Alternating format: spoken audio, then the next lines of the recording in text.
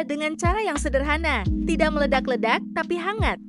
Naya adalah rumah tempat Raka pulang setelah lelah menghadapi dunia. Mereka telah bersama hampir 2 tahun. Naya percaya, cinta tidak selalu harus penuh kejutan. Yang penting setia dan jujur. Dan Raka selalu terlihat seperti pria yang bisa dipercaya. Sampai suatu hari, masa lalu mengetuk pelan, yang pernah menjadi segalanya. Namanya Larissa, cinta pertama Raka. Perempuan yang pernah membuatnya yakin bahwa dunia hanya berputar pada satu nama.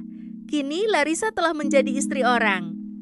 Pertemuan mereka terjadi tanpa rencana di sebuah kafe kecil. Hujan turun dan kenangan lama bangkit tanpa izin. Tatapan mereka terlalu lama untuk disebut biasa. Senyum Larissa masih sama, hanya kini ada cincin di jari manisnya.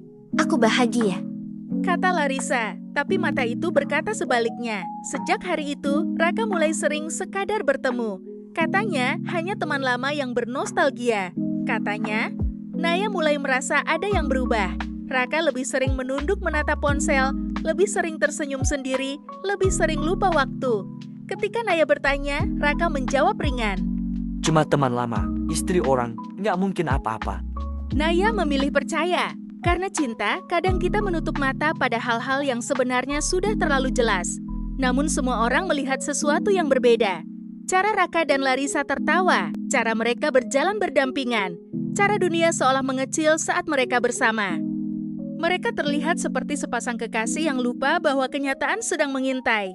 Larissa tahu posisinya, ia istri orang, ia bukan yang dipilih, tapi ia tetap bertahan. aku nggak butuh status, aku cuma mau kamu. Raka diam yang berarti setuju. Mereka menjalin hubungan tanpa nama, tanpa arah, tanpa masa depan, namun penuh perasaan. Dan di sisi lain, Naya masih setia menunggu pria yang diam-diam membaginya menjadi 2. Kebenaran tidak pernah datang sekaligus. Ia muncul perlahan, seperti luka yang awalnya kecil tapi terus digaruk.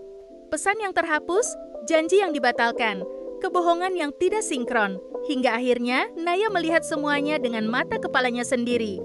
Bukan pelukan, bukan ciuman, tapi cukup dekat untuk menghancurkan segalanya. Aku capek jadi yang dibohongi. Kamu mencintaiku, tapi juga mencintai perempuan lain. Kata Naya dengan suara gemetar. Raka tidak menyangkal.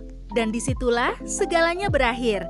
Naya memilih pergi. Bukan karena ia tak cinta, tapi karena ia terlalu mencintai dirinya sendiri untuk tetap bertahan.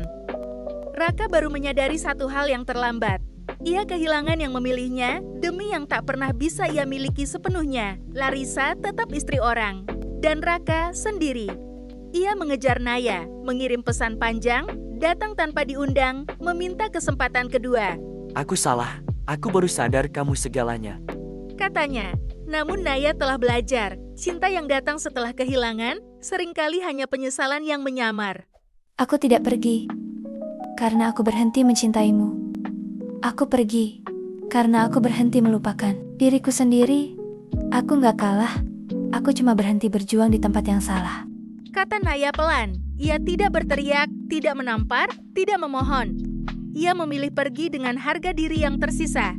Untuk pertama kalinya, Raka ditinggalkan oleh pilihan yang benar-benar ia inginkan. Dan itu lebih menyakitkan bagi Raka daripada kemarahan apapun.